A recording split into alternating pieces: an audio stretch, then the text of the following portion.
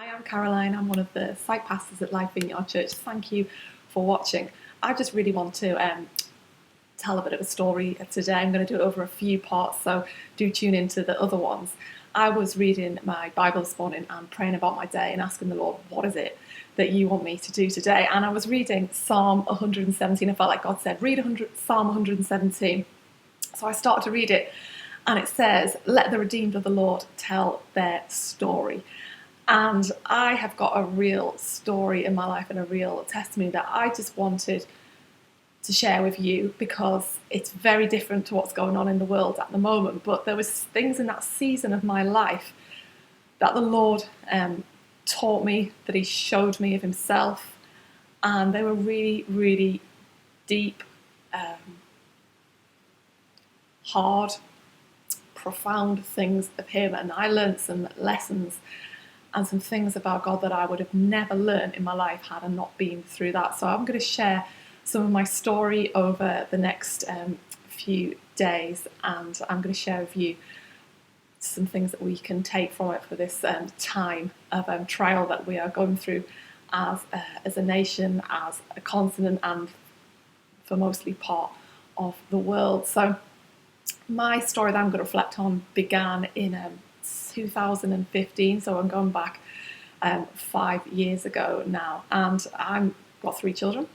I now have a 12-year-old, a 10-year-old, and a very nearly 7-year-old. So at this time, my children were pretty little, and my middle son, who is called Isaac, was in reception. And my son was getting headaches, and he was getting quite unusual headaches, because he would come out of school and he'd tell me he had a headache, and I'm quite a relaxed person, and I was like, oh, that's fine.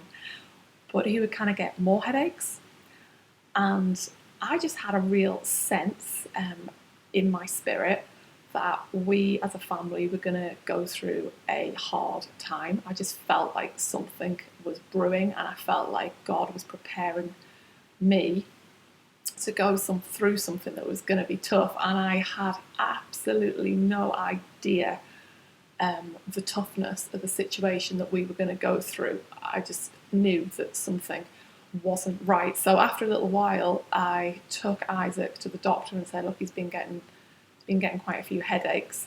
And the doctor just said, oh, just keep an eye on it, give him Calpol.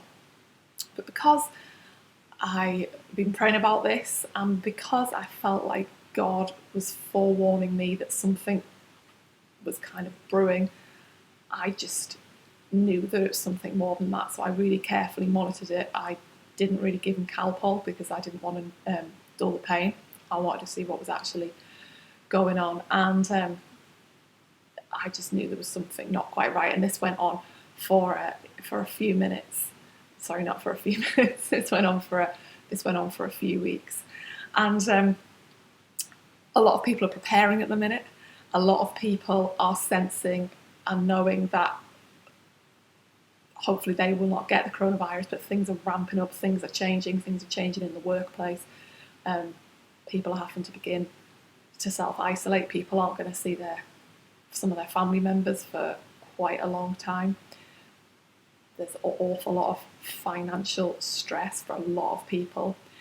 And I don't know where you find yourself in this, and we'll all find ourselves somewhere different. And for us, some of us will be really impacted by it, and for some of us it'll be much, much less. But collectively, as a people, we all face something, and we face this together. But we do not face this alone. We face this with Jesus. And lots of people have been preparing. They've been getting ridiculous numbers of toilet roll. I don't know what they're planning to do with it. I'm down to, I think I'm on 11 rolls. I'd like to add that I had all my toilet rolls 3 weeks ago for accidentally double buying, so I put that out there. But people all around are prepping. There's queues at the supermarket. It's just strange, but it's understandable. People are getting worried.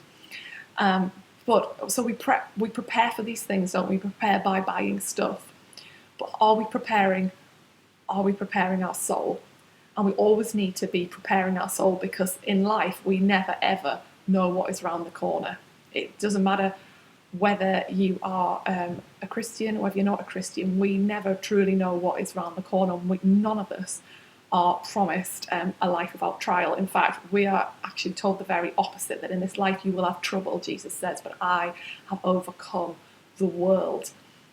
And that's why it's so important that in this season we are not just preparing by buying food, but actually we are preparing our soul, and we always need to be preparing our soul, whether we're in an amazing season where everything's tickety-boo, or we're in a really dark place. We still need to keep that rhythm of walking with Jesus and preparing our soul and learning more about him and remaining in him.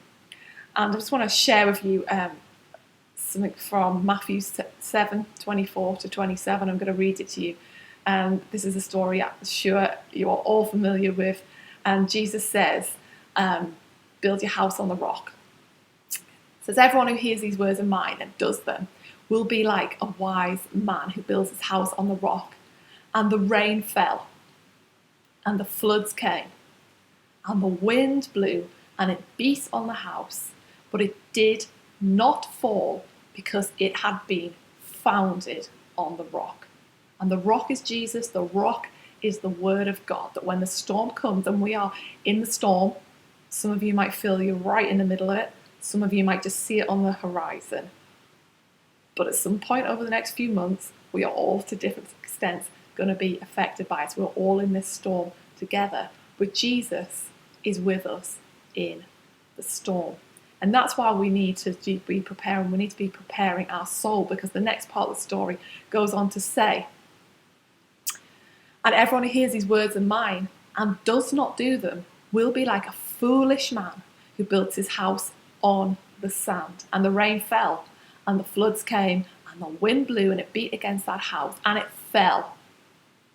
And great was the fall of it. We're all walking through a similar thing. It will be very different for some people. Some people will be much more impacted than others.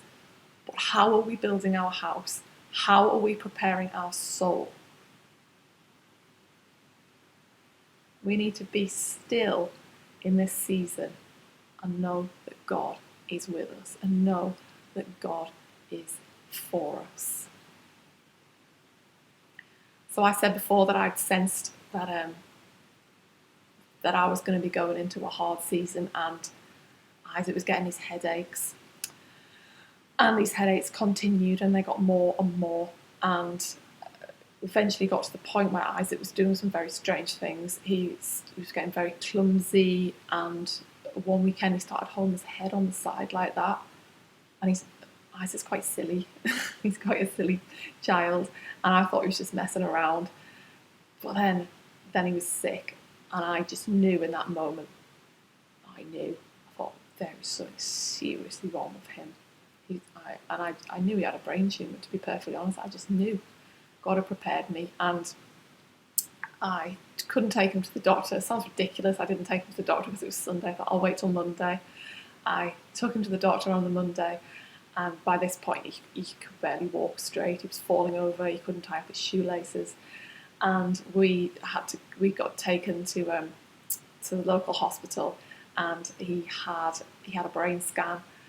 And I just remember sitting in that room. It was really dark, and he was lying inside the scanning machine, and it was making all kinds of weird noises, like a bird. If you've ever heard one, they make the funniest noises.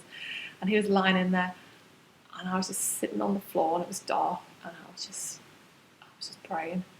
I was just praying, and I knew for me that this is a life-altering moment in my life. This is going one way or it's going another way. And I knew which way I wanted to go, but I knew in my spirit that it was going the other way. But I also I just knew that Jesus was with me. And as we went back up onto the ward, and the doctor came in and he knelt beside me and he said, I need to tell you that we found a tumour on Isaac's brain. And it's very likely that it's going to be cancer. That was the hardest thing that anyone's ever said to me in my life.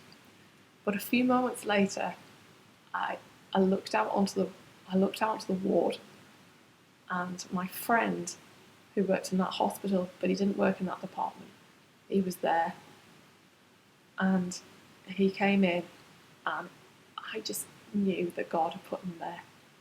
Because even in our hardest times, Jesus is with us. He never leaves us. He never leaves us for a second.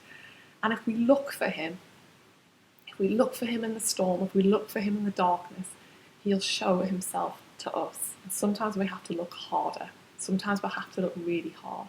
And we have to dig deep in our soul and know the truth is that no matter where we find ourselves, that Jesus is there because he promises that he will never leave us or forsake us. Deuteronomy 31:6 says, "Be strong and courageous, and do not be afraid or terrified because of them, because of it, because of whatever's going to happen.